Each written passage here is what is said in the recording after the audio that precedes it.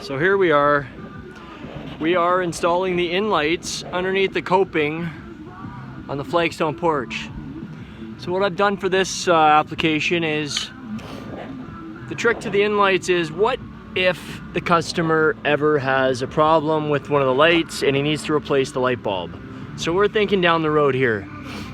Basically, the trick to these installing these lights is, you make your coping to stick out 2 inches over the edge. And what I've done is, I've left myself some slack with the wire, because what happens is the light, if they ever need to replace it, this comes off like that, and you can slide the light out through here. So you see it just slides out like that. But the only way you can slide it out and get it out all the way is if you leave yourself some slack. So a lot of contractors aren't thinking about that when they're installing these lights, and they just install them and they don't think in the future. So basically what I've done is, let me show you.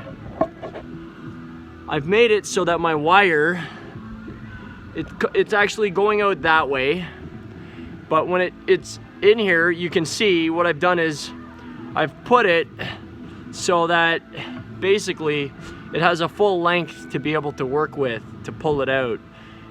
That way I can pull out the bulb, because the bulb is attached to the wire. So basically I put a bend in it right there, and I tuck it up underneath there, nice and easy. But then what you gotta do is, you gotta notch your flagstone pieces, your face pieces. That way the wire has room to sit up there. If you don't notch it, the wire won't have space to sit there. Now the important thing about notching it is that you want the notch not to go down below the edge of the light. That way you won't see it. So if you can watch here, I'll just tuck it under.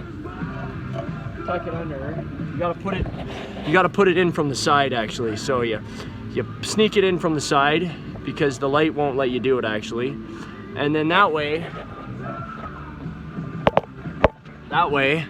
when I tuck it in, I made my cut on this side a little bit longer, a little bit, like the cut goes down to about right there behind the light. You can't see it, but that's how far down it goes.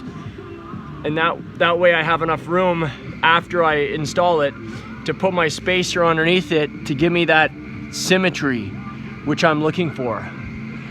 And then after you take your other piece, I only cut down about 1/4 inch on this side because I just need room for the wire.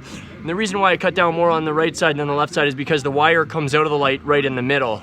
So you need more room for that wire to squeeze in there if you want to be able to lift up your stone.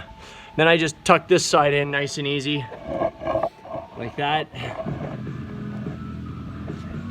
And I like to do 1/4 inch spaces. I think it looks nicer than those big 1/2 inch or 3/4 inch spaces that people are doing. And then I'll put some shims underneath there after I put the cement in. And that's all for Inlight installation that you need to know underneath the steps. And remember to go 2 inches over the face, over the concrete base that you have. That way you have extra space to play with. You need 1 inch for the face and 1 inch for the light.